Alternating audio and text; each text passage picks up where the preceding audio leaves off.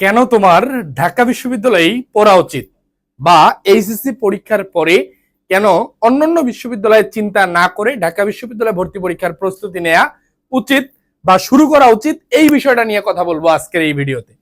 প্রথমেই আমরা যদি একটা বিষয় দেখার চেষ্টা করি, আমাদের এই ক্যাম্পাসে তুমি আসলে কি কি সুবিধাটা পাবা বা অন্যান্য বিশ্ববিদ্যালয়ের থেকে তুমি কিভাবে অ্যাডভান্টেজড হবা, এই জিনিসটা তোমাকে একটু মাথায় রাখতে হবে।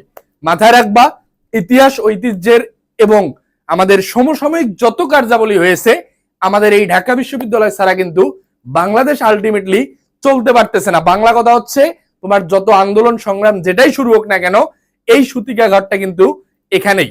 মাথায় রেখো, তোমার এখানকার যে সার্ভিস, কোয়ালিটি সার্ভিস বা বিশেষ করে এডুকেশনের যে কথাটা আমরা যদি একটু বলার চেষ্টা করি, তুমি যদি কোনো টপ ক্লাস প্রাইভেট ইউনিভার্সিটিতে পড়তে চাও, এই প্রাইভেট ইউনিভার্সিটিতে পড়তে গেলে তোমার একাডেমিক ফি 10 থেকে 12 লক্ষ টাকা গুনতে হবে, যেখানে এখানে তুমি 4 বছরে 40-45 হাজার টাকার মধ্যেই তোমার গ্রাজুয়েশনটা কমপ্লিট করতে পারবা।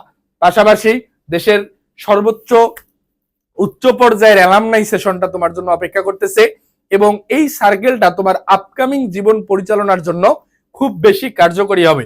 তুমি হয়তো এই বিশ্ববিদ্যালয়ে এসে মানে অক্সফোর্ডের মতো ফিল পাবা না, বাট এতটুকু মাথায় রাখো, বা অন্যান্য দেশের বিশ্ববিদ্যালয়ের মতো ফিল নাও পেতে পারো, বাট এতটুকু মাথায় রাখবা এখানে যে তোমার কানেক্টিভিটি করে উঠবে, এই কানেক্টিভিটি তুমি বাংলাদেশের অন্য কোনো ক্যাম্পাসে এত ইজিলি তৈরি করতে পারবা না।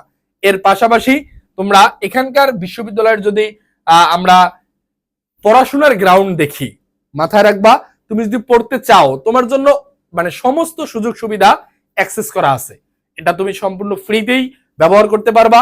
বিশেষ করে জব অপরচুনিটিজ এর ক্ষেত্রে আমরা সরকারি চাকরিতে ঢাকা বিশ্ববিদ্যালয়ের আধিক্যটা কিন্তু দেখেই আসতেছি। অনেক নেগেটিভিটি থাকা সত্ত্বেও এই ঢাকা বিশ্ববিদ্যালয় ক্যাম্পাসকে আসলে তুমি ইগনোর করতে পারবা না।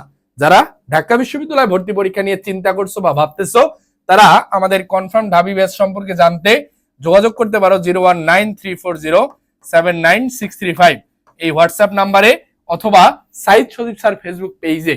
যে কোনো জিজ্ঞাসা, যে কোনো প্রশ্নে, তোমরা অনেকে চিন্তা করতেছো ভাই এইচএসসি তে সায়েন্সে ছিলা, কমার্সে ছিলা, বিভাগ পরিবর্তন করবা কিনা, এরকম কোনো প্রশ্ন নিয়ে দ্বিধাদ্বন্দ্ব আসো, অথবা ঢাকা বিশ্ববিদ্যালয় সম্পর্কিত যে কোনো প্রশ্নের জন্য তোমরা আমাকে জানাতে পারো। দেখা হবে পরবর্তী কোনো ভিডিওতে। আসসালামু আলাইকুম।